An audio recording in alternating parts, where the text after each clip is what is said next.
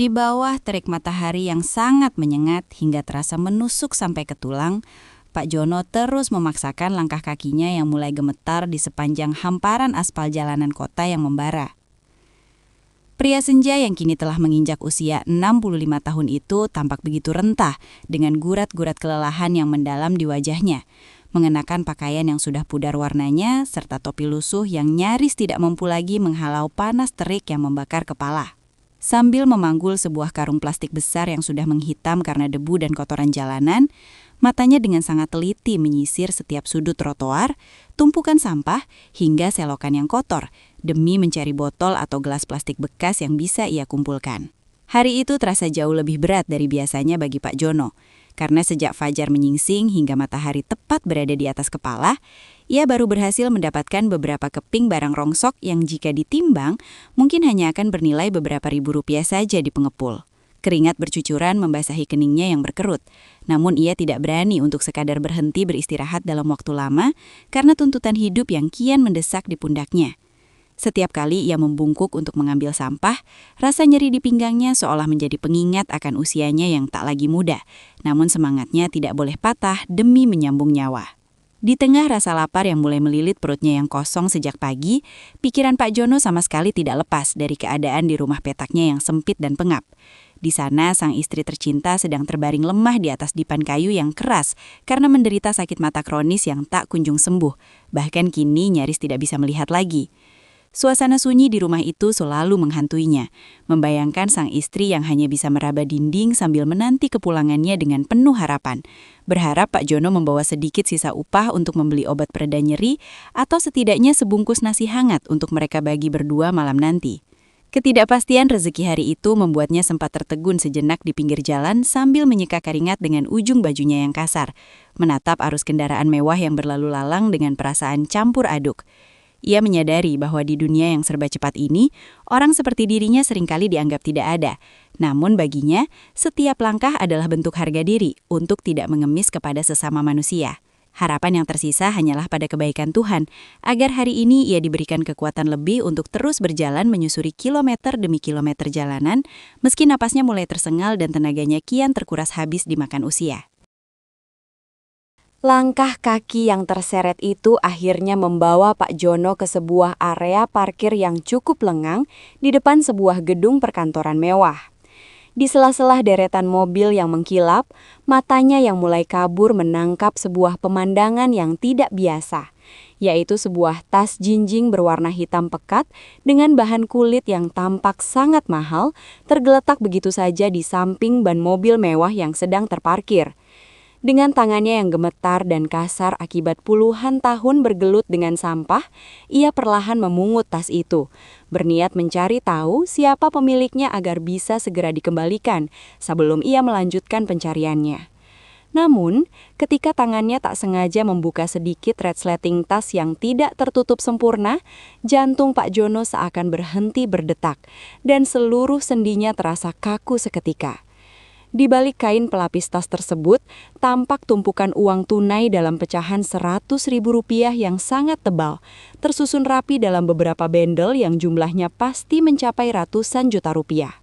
Dalam keheningan di bawah bayangan pohon peneduh, pikiran Pak Jono mulai berkecamuk hebat, membayangkan bahwa uang di dalam genggamannya itu adalah jawaban instan atas semua penderitaan hidupnya selama ini. Kilatan bayangan tentang operasi mata istrinya yang mahal, rumah yang layak tanpa atap yang bocor, hingga persediaan beras yang takkan pernah habis, semuanya seolah menari-nari di depan matanya, menggoda batinnya yang sedang berada di titik terendah.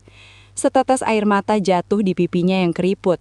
Ia menyadari bahwa hanya dengan mengambil satu bendel kecil saja, hidupnya akan berubah total tanpa ada seorang pun yang mungkin akan menyadarinya. Namun, di tengah godaan yang begitu besar itu, hati kecilnya tiba-tiba berteriak mengingatkan akan sebuah janji yang pernah ia ucapkan pada dirinya sendiri untuk selalu menjaga kehormatan meskipun dalam kemiskinan yang paling dalam. Ia teringat kembali pada setiap butir doa yang ia panjatkan di atas sajadah lusuhnya, memohon rizki yang halal dan berkah, bukan harta yang didapat dari air mata orang lain atau ketidaksengajaan yang membawa petaka. Gemetar di tangannya kini bukan lagi karena nafsu untuk memiliki, melainkan karena rasa takut yang luar biasa kepada Tuhan jika ia sampai mengkhianati prinsip hidupnya. Dengan nafas yang memburu dan keringat dingin yang mulai membasahi punggungnya, Pak Jono akhirnya menutup kembali resleting tas itu dengan rapat, memutuskan untuk duduk di samping mobil tersebut dan menjaganya dengan sisa tenaga yang ia miliki. Tak peduli meski perutnya semakin perih karena belum terisi makanan sedikit pun sejak pagi hari. Waktu terus merambat naik, mengubah panas yang tadinya menyengat menjadi udara yang kian menyesakkan.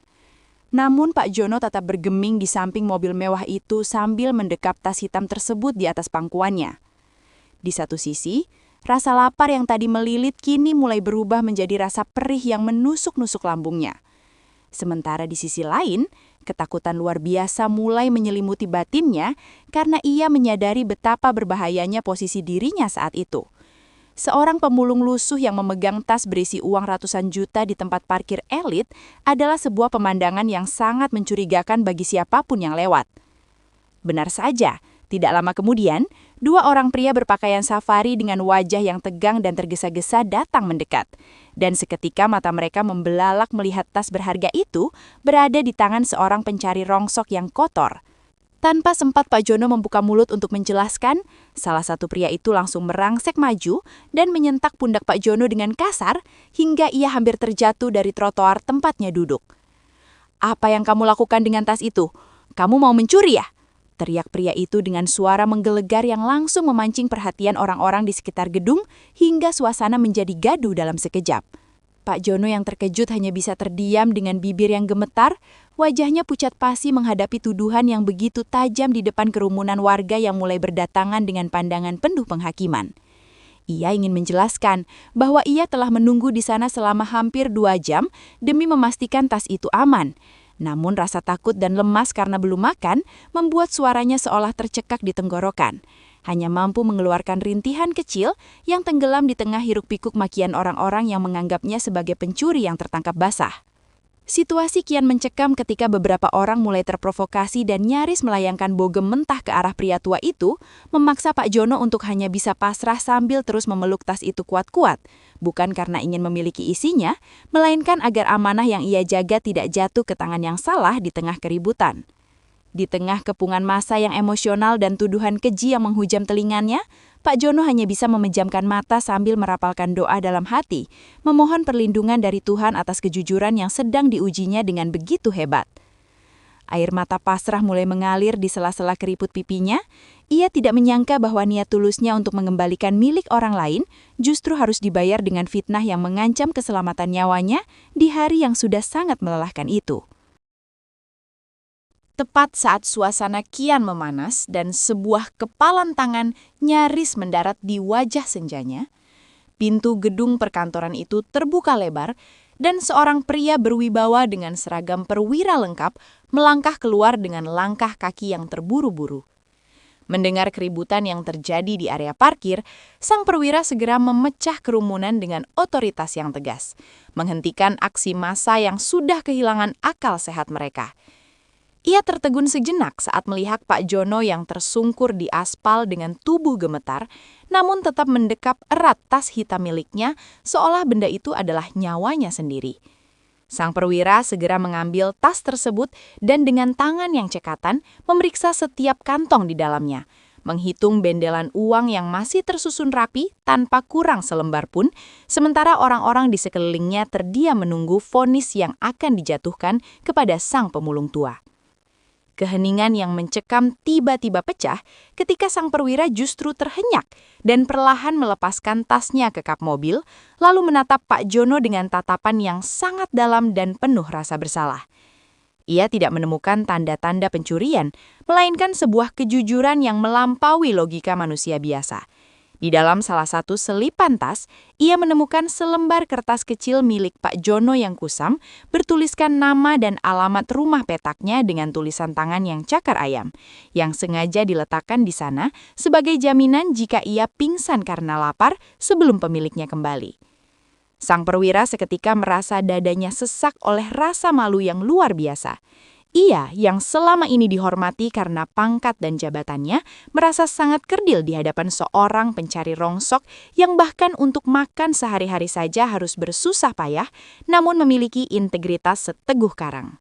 Tanpa memedulikan pandangan ratusan pasang mata yang menonton, sang perwira melangkah maju dan justru membungkuk rendah untuk membantu Pak Jono berdiri dari aspal yang panas, sambil berkali-kali mengucapkan kata maaf yang tulus dengan suara yang bergetar.